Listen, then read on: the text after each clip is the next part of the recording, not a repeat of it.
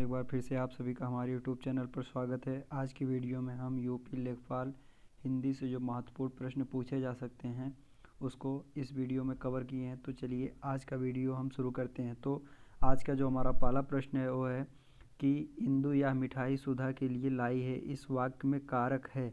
तो इंदु यह मिठाई सुधा के लिए लाई है, इस वाक्य में जो है कारक को बताना है कि इस वाक्य में कौन सा कारक है। तो देखिए यहाँ पर आप वो वाक्य को पढ़िए कि इंदु यह मिठाई सुधा के लिए, यहाँ पर के लिए इसी में जो है एक कारक चिन्ह है। तो यहाँ पर के लिए इस वाक्य में यहीं से आपको जो है कारक का पहचान होता है। तो इसमें कौन सा कारक है, तो इसमें जो आपका कारक है वो है संप्रदान कारक। कौन सा कारक है, संप्रदान कारक। उसके बाद फिर अगला प्रश्न है आपका, पंडित का स्त्रीलिंग है, पंडित का स्त्रीलिंग है। तो पंडित का स्त्रीलिंग क्या होगा, पंडिताई, पांडिय, पांडित्य, पांडिताइन। तो पंडित का जो स्त्रीलिंग होता है वो आपका होता है पंडिताइन। क्या होता है, तो पंडित का स्त्रीलिंग होता है आपका पंडिताइन। उसके बाद अगला प्रश्न है आपका कि चुनना की भाववाचक संज्ञा है, चुनना की भाववाचक संज्ञा क्या होगी। तो चुनना की भाववाचक संज्ञा क्या होगी, तो चुनना की भाववाचक जो संज्ञा होगी वो होगा चुनाव। क्या होगा, तो चुनना की भाववाचक संज्ञा होगी चुनाव। आपका ये विकल्प जो है वो सही उत्तर है। अगला प्रश्न है आपका कि इनमें से जातिवाचक संज्ञा कौन सी है, इनमें से जातिवाचक संज्ञा कौन सी है। तो इनमें से देखना है कि जातिवाचक संज्ञा कौन सी है। तो आप देखेंगे क्रोध, क्रोध क्या है, जातिवाचक नहीं है। बचपन, ये भी जाति इससे नहीं। पहाड़, उसके बाद गंगा। तो यहाँ पर जो पहाड़ आपका है वो आपका जो है सही उत्तर है, पहाड़ ये जो है आपका सही उत्तर है, ये जातिवाचक संज्ञा है। उसके बाद अगला प्रश्न है आपका कि इनमें से भाववाचक संज्ञा कौन सी है, इनमें से भाववाचक संज्ञा कौन सी है। तो देखेंगे आप कि इनमें से भाववाचक संज्ञा कौन सी है। तो इनमें से देखेंगे लोहा, लोहा तो भाववाचक है नहीं। घीड़ा, घीड़ा जो है इसमें भाववाचक है। गंगा कोई भाव नहीं है, गंगा एक नदी है। बनारस, बनारस जो है एक स्थान है। तो इसमें भाववाचक जो संज्ञा है वो घृणा में है। घृणा मतलब घृणा का भाव, किसी के प्रति जो है घृणा का भाव हो जाता है तो उस वहाँ पर भाववाचक संज्ञा उत्पन्न होती है। तो घृणा क्या है आपकी, इसमें सही उत्तर है। अगला प्रश्न है आपका, बुढ़ापा कौन सी संज्ञा है, बुढ़ापा कौन सी संज्ञा है। तो बुढ़ापा कौन सी संज्ञा है, तो बुढ़ापा जो है आपकी वो भाववाचक संज्ञा होगी। बुढ़ापा कौन सी संज्ञा होगी आपकी, भाववाचक संज्ञा होगी। उसके बाद अगला प्रश्न है आपका कि मोहन सो रहा है, मोहन सो रहा है, इस वाक्य में मोहन किस रूप में है, कर्म के रूप में, पूरक के रूप में, कि करण के रूप में, या कर्ता के रूप में, कि मोहन सो रहा है। तो देखिए सो रहा है, आप यहाँ पर इस वाक्य में प्रश्न कर दीजिए सो रहा है, कौन सो रहा है, मोहन सो रहा है। तो यहाँ पर कौन सा किस रूप में है, तो यहाँ पर कर्ता के रूप में है, मोहन जो है वो कर्ता के रूप में है। उसके बाद अगला प्रश्न है आपका, इनमें से भाववाचक संज्ञा कौन सी है, इनमें से भाववाचक संज्ञा कौन सी है। तो इनमें से भाववाचक संज्ञा कौन सी है, तो यहाँ पर अच्छा, मधुर, सुंदर, अच्छाई। तो इनमें से जो भाववाचक संज्ञा आपकी होती है वो है आपका अच्छाई। अच्छाई क्या है, एक भाववाचक संज्ञा है। अगला प्रश्न है आपका कि जिस संज्ञा पद से किसी वर्ग के प्राणियों, वस्तु या संस्थानों का बोध होता है वह होती है, जिन संज्ञा शब्द से किसी वर्ग, प्राणियों, वस्तुएं या संसाधनों का बोध होता है वह क्या कहलाती है। तो वह जो होता है आपकी जातिवाचक संज्ञा कहलाती है। क्या कहलाती है, जातिवाचक संज्ञा। की जिस संज्ञा पद से किसी वर्ग के प्राणियों, वस्तुएं या संसाधनों का बोध होता है तो आपकी जो होती है जातिवाचक संज्ञा होती है। उसके बाद अगला प्रश्न है आपका कि झगड़ना की भाववाचक संज्ञा क्या है। झगड़ना, झगड़ना की भाववाचक संज्ञा क्या होगा, तो झगड़ा, झगड़ा से ही झगड़ना की भाववाचक संज्ञा बनती है। तो यहाँ पर झगड़ा जो है आपका वो सही उत्तर होगा। उसके बाद अगला प्रश्न है आपका कि सर्व की भाववाचक संज्ञा है, सर्व की भाववाचक संज्ञा क्या है। तो सर्व की भाववाचक संज्ञा क्या होगी, तो सर्वस्व, सर्व की भाववाचक संज्ञा होगी सर्वस्व, मतलब हर स्थान पर। उसके बाद अगला प्रश्न है आपका कि पेड़ से पत्ता गिरा इस वाक्य में कारक है, पेड़ से पत्ता गिरा इस वाक्य में कौन सा कारक है। तो पेड़ से पत्ता गिरा अलग होने के अर्थ में है, तो यहाँ पर कौन सा कारक होगा? अपादान कारक। आपका जो है अपादान कारक जो है आपका वो सही उत्तर होगा। उसके बाद अगला प्रश्न है आपका, नदी संज्ञा है। नदी कौन सी संज्ञा है? तो नदी कौन सी संज्ञा है, इसमें आप देखेंगे तो नदी जो है आपकी वो जातिवाचक संज्ञा होती है। नदी कौन सी संज्ञा है? तो नदी जो है आपकी जातिवाचक संज्ञा है। उसके बाद अगला है आपका कि बच्चा की भाववाचक संज्ञा है। बच्चा की भाववाचक संज्ञा क्या होगी? तो बच्चा की जो भाववाचक संज्ञा होगी वो होगा आपका बचपन। बचपन, बच्चा की भाववाचक संज्ञा बचपन होगी। उसके बाद अगला है आपका प्रश्न, इनमें से भाववाचक संज्ञा है। इनमें से आपको भाववाचक संज्ञा बताना है कि इनमें से कौन सी भाववाचक संज्ञा है। तो देखेंगे आप सत्य, शेर, वाराणसी और पुस्तक। तो इनमें से भाववाचक संज्ञा देखना है तो यहाँ पर क्या होगा? सत्य। क्या होगा? तो इनमें आपका सत्य का जो है भाव है, तो यहाँ पर सत्य जो है वो सही उत्तर है। उसके बाद अगला प्रश्न है आपका कि पंडित की भाववाचक संज्ञा, अभी इसको हमने आपको बताया, पंडित की भाववाचक संज्ञा इसमें देखना है। तो पंडित की भाववाचक संज्ञा में वहाँ पर स्त्रीलिंग पूछा गया था कि पंडित का स्त्रीलिंग क्या होता है, लेकिन यहाँ पर पूछा गया है प्रश्न में कि पंडित की भाववाचक संज्ञा है। तो पंडित की भाववाचक मतलब किसका भाव निकल रहा है पंडित से? तो पांडित्य का, मतलब कि वह पूजा पाठ कराने में समर्थ हैं। तो पांडित मतलब किसी चीज़ दर्शन आदि में कुशल हैं, तो पांडित्य का भाव होता है। तो यहाँ पर आपका सी विकल्प जो है वो सही उत्तर है।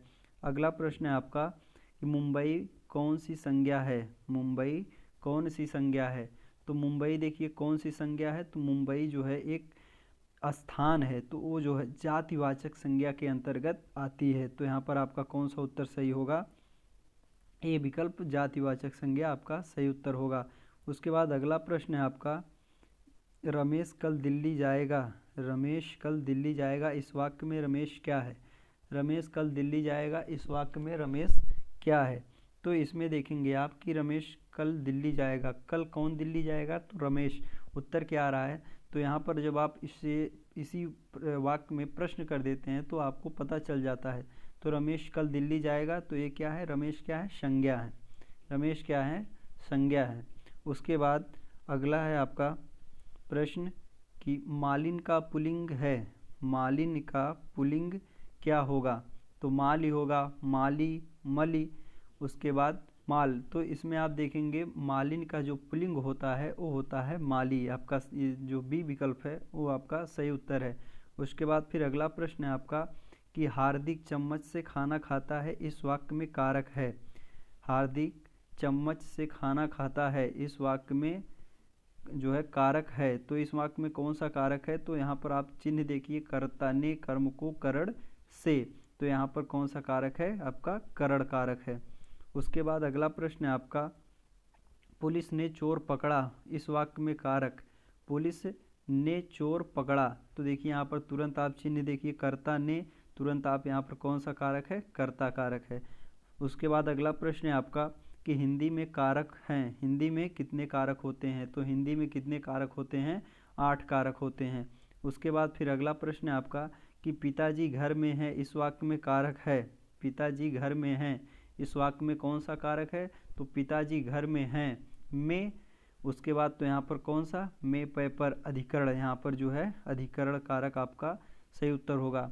उसके बाद अगला प्रश्न है आपका कि पुल्लिंग है, इसमें से देखना है कि पुल्लिंग शब्द कौन सा है।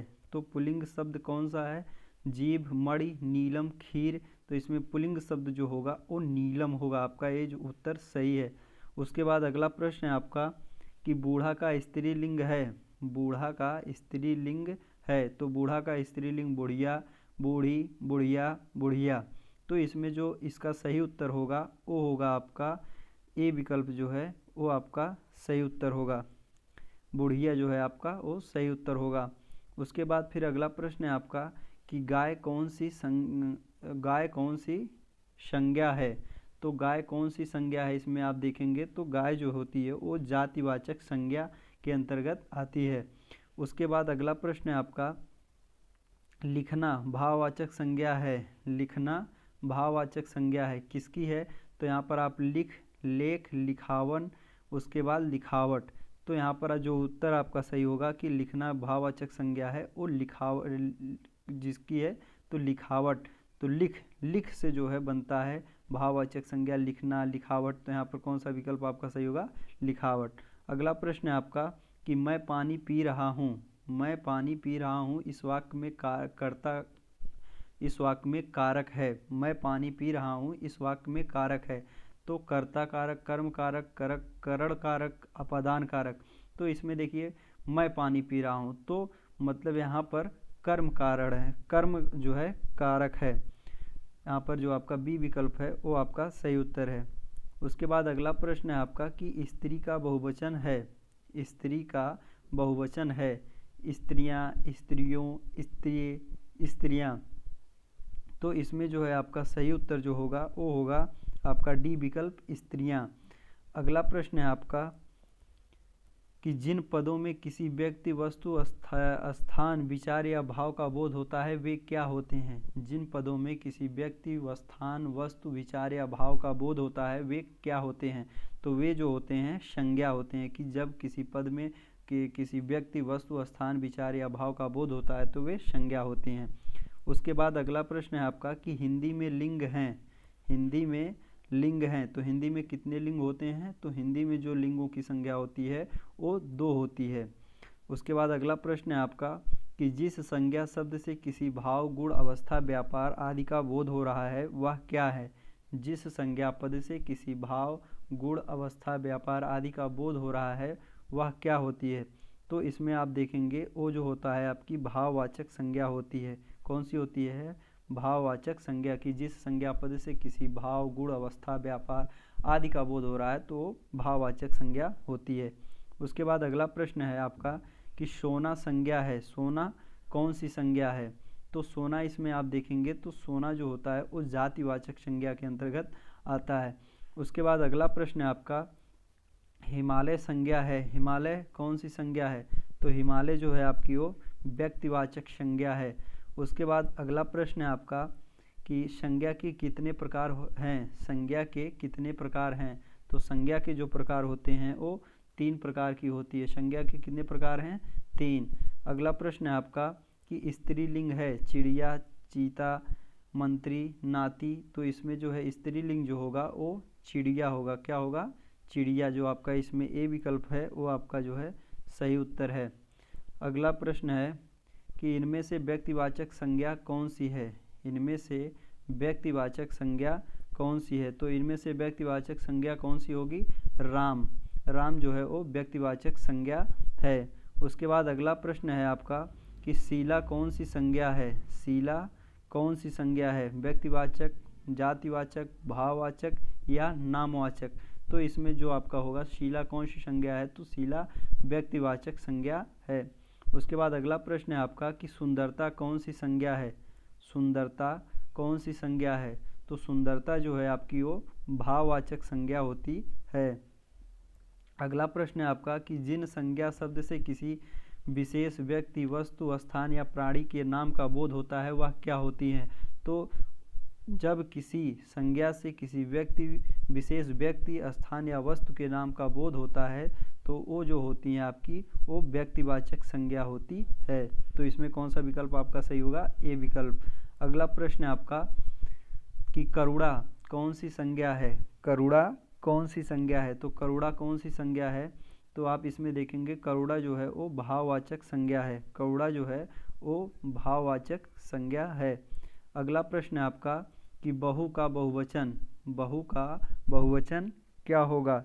तो बहु का बहुवचन बहुएं होगा। बहु का बहुवचन बहुएं। अगला प्रश्न है आपका कि हिंदी में वचन हैं। हिंदी में वचन कितने होते हैं? तो हिंदी में वचन की संख्या जो होती है वो 2 होती है। अगला प्रश्न है आपका कि इनमें से जातिवाचक संज्ञा कौन सी है? इनमें से जातिवाचक संज्ञा कौन सी है? तो इनमें से जो जातिवाचक संज्ञा है वो नदी है। क्या है आपका?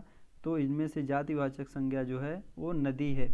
उसके बाद अगला प्रश्न है आपका कि कशना की भाववाचक संज्ञा है। कशना की भाववाचक संज्ञा है। तो कशना की भाववाचक जो संज्ञा है वो है कशावट। क्या है? तो वो जो है कसावट। कसना की भाववाचक संज्ञा क्या होती है? तो कसना की भाववाचक संज्ञा कसावट होती है। तो आज के लिए बस इतना ही। वीडियो अच्छा लगा हो तो लाइक और सब्सक्राइब जरूर करें और ज़्यादा से ज़्यादा लोगों तक शेयर करें। धन्यवाद। मिलते हैं अगले वीडियो में।